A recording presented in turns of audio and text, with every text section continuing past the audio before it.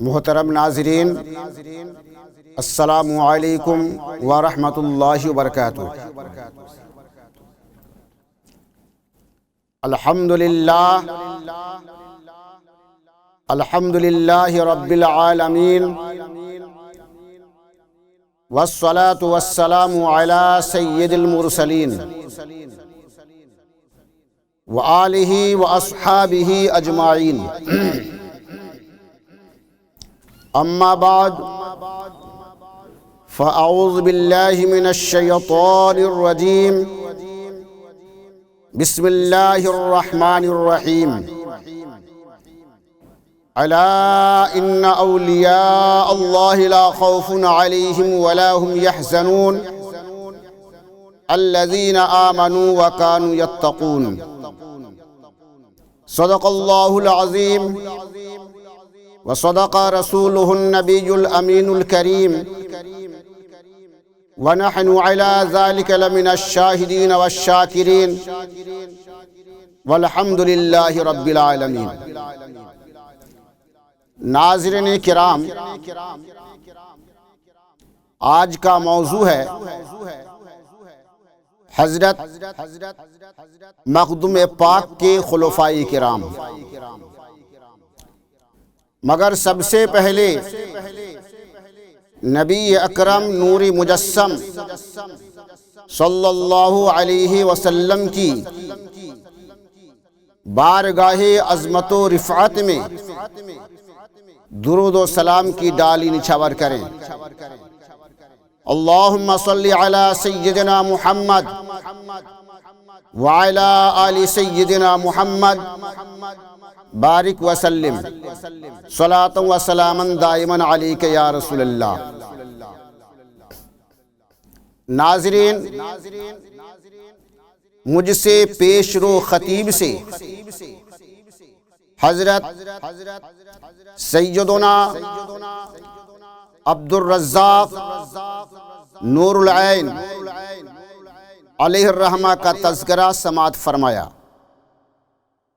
جو حضرت مخدوم پاک علیہ الرحمہ کے خواہرزادہ نور دیدہ و پروردہ اور آپ کے اجلہ و ممتاز ترین خلفاء میں سے تھے۔ اس لیے میں بطور اختصار دو ایک خلفاء کا تذکرہ کرنے کی سعادت حاصل کروں گا۔ حضرت شیخ کبیر عباسی رحمۃ اللہ تعالی علیہ، حضرت قطبۃ الکبریٰ مخدوم سلطان سید اشرف جہانگیر سمنانی رحمۃ اللہ تعالی علیہ کے اصحاب میں ممتاز اور آپ کے احباب میں سربلند تھے۔ حضرت مخدوم پاک آپ سے اس قدر ظاہری و باطنی التفات فرماتے تھے کہ دوسرے اصحاب کے ساتھ یہ خصوصیت نہیں تھی۔ آپ کے بارے میں حضرت مخدوم پاک کی توجہ خاص کا اس بات سے اندازہ کیا جا سکتا ہے کہ حضرت سیدنا عبد الرزاق نور العین بھی اس خصوصی التفات پر رشک کرتے تھے، اور آپ کی عظمت و رفعت کا اندازہ اس واقعہ سے لگایا جا سکتا ہے کہ جب بہار کا موسم آتا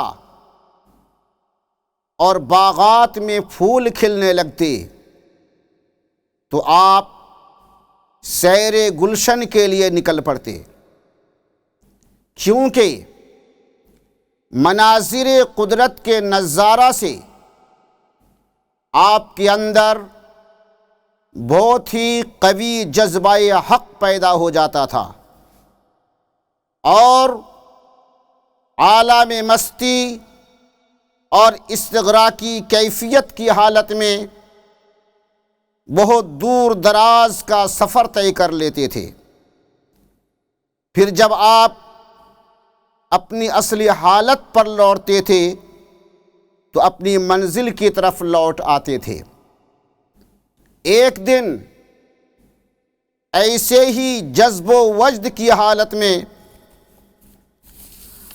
آپ جنگل کی طرف نکل گئے اور بے خودی کے عالم میں بہت دور نکل گئے، اور جب قصبہ سرن میں پہنچے تو ہوش و حواس درست ہوئے اور اس قصبہ کی مسجد میں تشریف لے گئے اور ایک گوشے میں بیٹھ کر استغراق میں مشغول ہو گئے۔ اس روز غیر مسلموں کا کوئی تہوار تھا۔ قصبہ کے مرد و زن سیر سپاٹے کے لیے گھروں سے نکل آئے تھے۔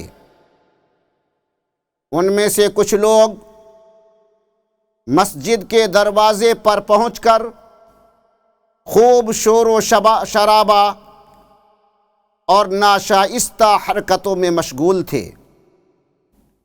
اتنے میں ایک شخص عجیب شکل و صورت بنا کر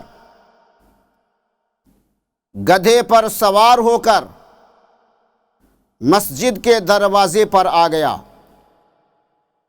اور اس قدر شور مچایا کہ حضرت شیخ کبیر عباسی رحمت اللہ تعالی علیہ کے استغراق میں خلل پڑنے لگا، اور آپ حالت استغراق سے نکل آئے۔ آپ مسجد کے دروازے پر آئے تو آپ کی نظر اس خرسوار پر پڑی۔ آپ نے اپنے دونوں ہاتھوں کو اٹھا کر اس سے کہا کہ یہاں سے بھاگ جا۔ آپ کا یہ فرمانا تھا کہ اس خرسوار نے اپنے آپ کو سیلان کی پہاڑیوں میں پایا۔ وہ باہر نکلنے کے لیے جس طرف بھی جاتا پتھروں کی ٹھوکریں کھاتا، مگر باہر نکلنے کا راستہ نہیں ملتا۔ مجبوراً اس کو وہیں ٹھہرنا پڑا۔ جب دوپہر کا وقت ہوا تو اس نے دیکھا کہ ایک شخص 2 روٹیاں اور 1 پیالہ پانی لے کر آیا اور اسے دے کر چلا گیا، اور مسلسل 7 سال تک روزانہ اس کو اس طرح کھانا پہنچتا رہا۔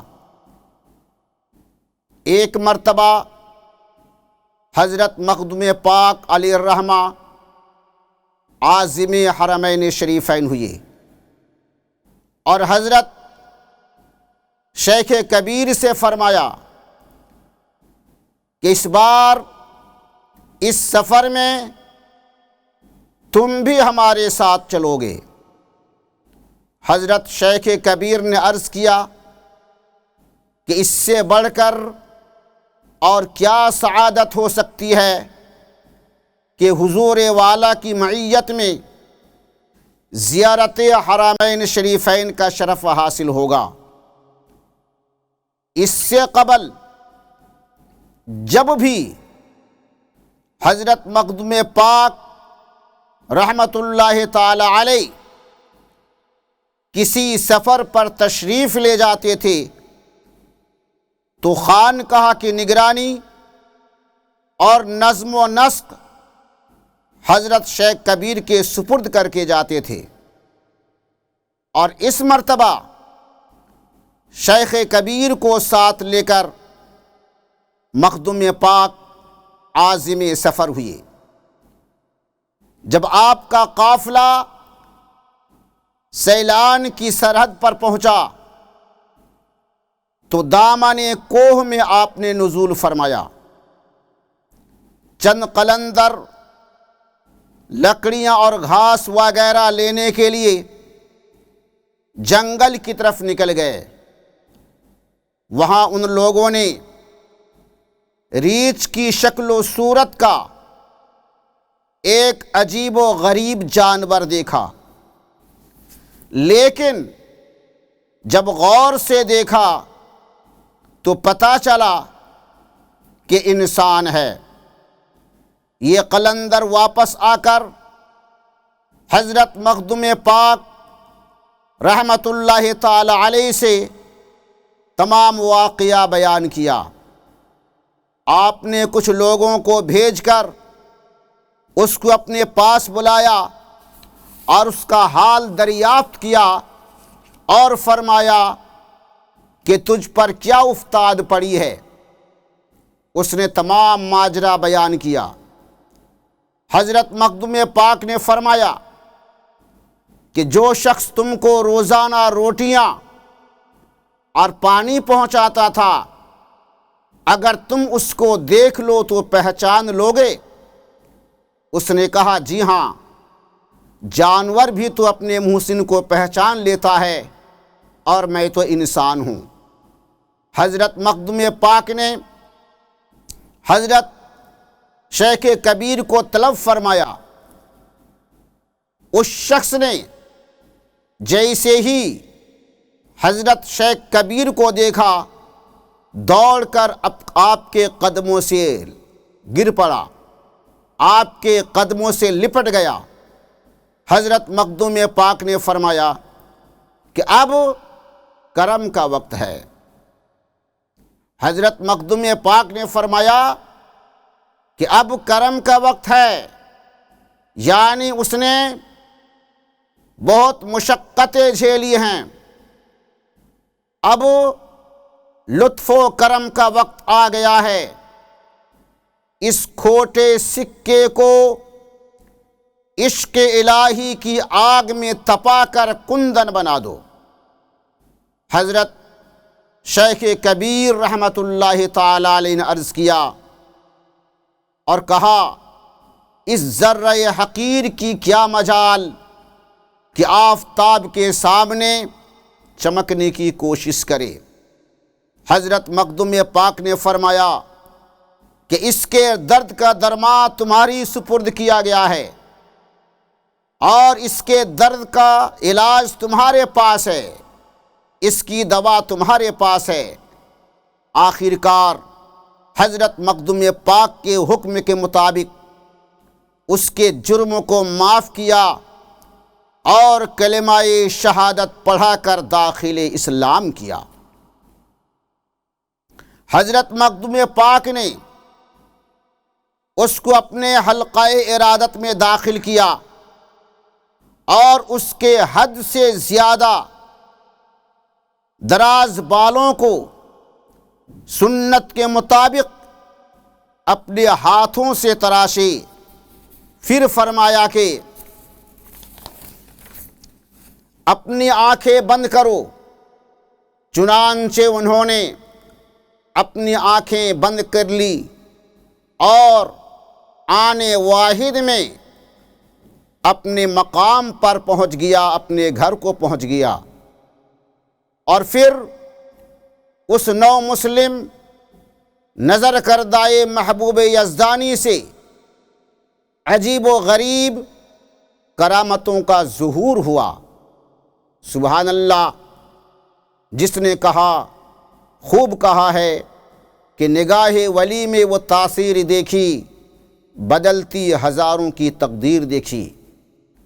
یہ ہیں حضرت شیخ کبیر عباسی رحمت اللہ تعالی علیہ، حضرت مخدوم پاک کے جلیل القدر مشہور و معروف خلیفہ کہ آپ خانقاہ میں رہتے ہوئے 7 سال تک اس جنگل میں رہنے والے انسان کو کھانا اور پانی پہنچاتے رہے، آنے واحد میں پہنچا دیتے تھے۔ یہ تاثیر، یہ کیفیت، یہ کرامت سب کچھ حاصل ہوئے تھے حضرت مخدوم پاک رحمۃ اللہ تعالی علیہ کی نظر کیمیا اثر سے۔ حضرت مخدوم پاک رحمۃ اللہ تعالی علیہ کے اجلہ خلفاء میں سے حضرت شیخ رکن الدین شہباز اور شیخ قیام الدین رحمۃ اللہ تعالی علیہما بھی ہیں۔ جب مخدوم پاک اپنے دوسرے سفر میں سمنان سے ملک ہند تشریف لا رہے تھے تو یہ دونوں شیوخ یعنی حضرت شیخ رکن الدین شہباز اور شیخ قیام الدین، یہ دونوں حضرات بھی آپ کے ہمراہ آ گئے تھے۔ یہ دونوں حضرات حضرت مخدوم پاک کے احباب نامدار اور اصحاب کبار میں سے تھے۔ یہ دونوں حضرات حضرت مخدوم پاک کے ان اصحاب میں سے تھے جو اصحاب طیر و سیر سے مشہور ہیں، یعنی حضرت مخدوم پاک کے فیض صحبت سے اس مقام رفیع پر فائز تھے اور انہیں یہ کرامت حاصل تھی کہ ہوا میں پرواز کرتے تھے اور طویل مسافت کو پلک جھپکتے طے کر لیتے تھے۔ حضرت مخدوم پاک نے ان دونوں حضرات کو سرجو ندی کے کنارے بنی پورا کا مکان رہنے کے لیے دے دیا تھا تاکہ وہاں رہ کر عبادت و ریاضت اور تبلیغ و ارشاد کا کام کرتے رہیں۔ حضرت شیخ المشائخ مجدد سلسلہ اشرفیہ ہم شبیہ غوث اعظم اعلیٰ حضرت عظیم البرکت سید شاہ علی حسین اشرفی علیہ الرحمہ صحائف اشرفی میں تحریر فرماتے ہیں کہ فقیر اشرفی جب زیارت مزار فائز الانوار حضرت شاہ رکن الدین شہباز قدس سرہ سے مشرف ہوا تو دریافت سے معلوم ہوا کہ حضرت شاہ قیام الدین قدس سرہ کا مزار موضع شاہ پور بستی میں واقع ہے اور آپ کے مزار کے برابر آپ کے پوتے شاہ علیم الدین قدس سرہ کا مزار ہے۔ کتاب بحر زخار میں لکھا ہے کہ آپ کے انتقال کے 2 سال بعد جب دریائے گھاگھرا کاٹتا ہوا قریب مزار پہنچا اور آپ کی روح پاک سے مقابلہ ہوا تو آپ کی روحانی قوت دریا پر غالب آئی اور خون کے مانند دریا کا پانی سرخ ہو گیا۔ چونکہ مشیت الہی وہاں دریا جاری کرنے کی تھی، اس لیے حضرت نے ایک راج کو خواب میں دکھلایا کہ تو میری قبر کھود کر لاش کو باہر نکال ورنہ میری لاش دریا برد ہو جائے گی۔ اب میری قبر دوسرے مقام پر بنے گی۔ اور اسی طرح ایک رئیس کو بھی خواب دکھلایا اور فرمایا کہ تیرے باغ میں سندل کا ایک درخت ہے، اس کی لکڑی کاٹ کر میرے مزار کے صندوق کے لیے حاضر کر۔ چنانچہ صبح کو ادھر سے راج حاضر ہوا اور ادھر سے رئیس سندل کی لکڑی لے کر پہنچا۔ دریا بالکل مزار کے متصل آ گیا تھا۔ حضرت شاہ رکن الدین شہباز اور ان کے پوتے شاہ علیم الدین کا مزار جب کھودا گیا تو دونوں قبروں سے 2 صندوق برآمد ہوئے اور لاش مبارک اس میں مسلم یعنی صحیح سلامت موجود تھی۔ ان لوگوں کو اس بات کا خیال ہوا کہ اب لاشوں کو کہاں دفن کیا جائے، کیونکہ آپ نے کسی مقام کی ہدایت نہیں کی تھی۔ اس وجہ سے دونوں بزرگوں کی لاش صندوق میں رکھ کر آپ کی اولاد کے گھر رکھ کر چلے گئے کہ جہاں حضرت کا حکم ہوگا اسی مقام پر دفن کیے جائیں گے۔ 4 مہینے کے بعد خواب دکھلایا کہ دریا کے متصل سیمبھل کا ایک درخت ہے اور وہاں کبھی کبھی ہم حیات ظاہری میں بیٹھا کرتے تھے، اسی مقام پر ہماری لاش کو دفن کر دو۔ حضور اعلیٰ حضرت اشرفی میاں علیہ الرحمہ فرماتے ہیں کہ جب فقیر اشرفی آپ کے مزار فائز الانوار کی زیارت کو گیا تھا، اس وقت دریا آپ کے مزار سے 100 قدم کے فاصلے پر آ گیا تھا۔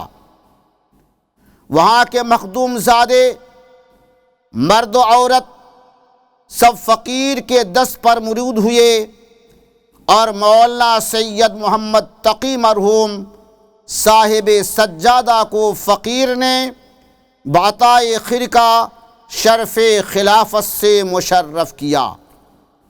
وہاں کے پیر زادگان سے یہ فقیر کہہ کر آیا تھا کہ آئندہ جب دریا کاٹتا ہوا مزار شریف کے قریب پہنچے تو مجھ کو اطلاع کر دینا۔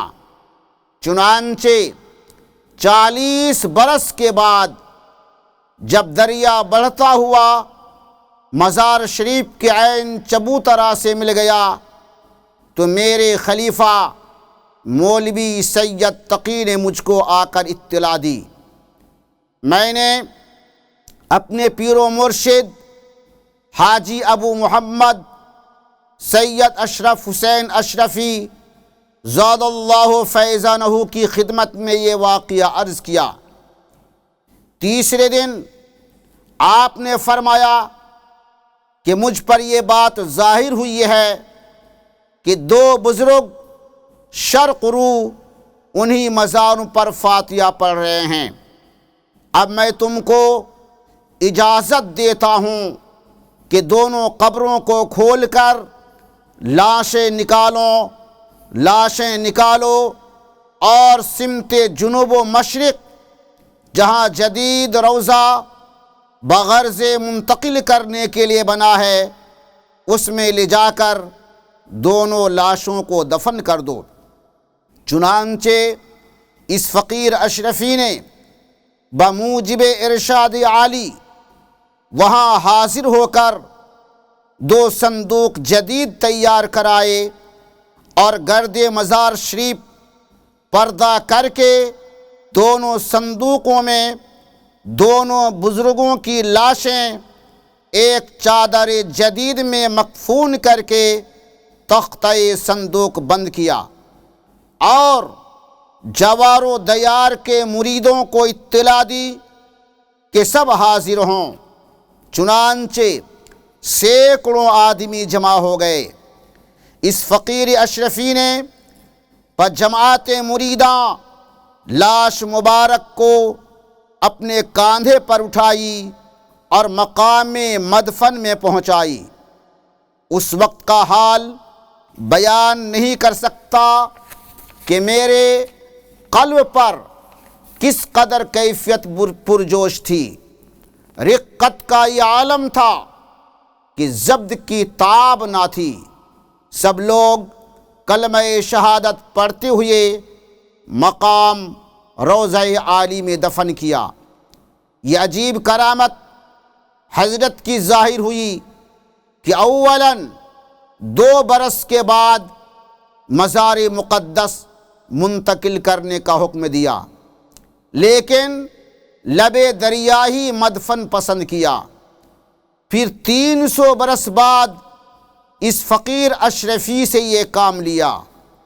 ناظرین کرام، یہ بزرگان دین کی صاف ستھری زندگی ہے کہ وصال کے 500 برس بھی لاش صحیح سلامت اور تر و تازہ تھی۔ کسی نے خوب کہا ہے کہ زمین میلی نہیں ہوتی، زمن میلا نہیں ہوتا۔ زمین میلی نہیں ہوتی، زمن میلا نہیں ہوتا، محمد کے غلاموں کا کفن میلا نہیں ہوتا۔ دوستو اور بزرگوں، ناظرین کرام، حضرت مخدوم پاک رحمت اللہ تعالی علیہ کے بے شمار خلفائے کرام ہیں، اور ہر خلیفہ اپنی جگہ آفتاب و مہتاب ہیں۔ انشاءاللہ تعالی پھر کبھی موقع ملا تو باقی خلفائے کرام کا ذکر کرتا ہوں۔ آج یہیں پر اپنی بات ختم کرتا ہوں، ذکر کروں گا۔ آج یہیں پر اپنی بات ختم کرتا ہوں۔ وآخر دعوانا ان الحمد للہ رب العالمین۔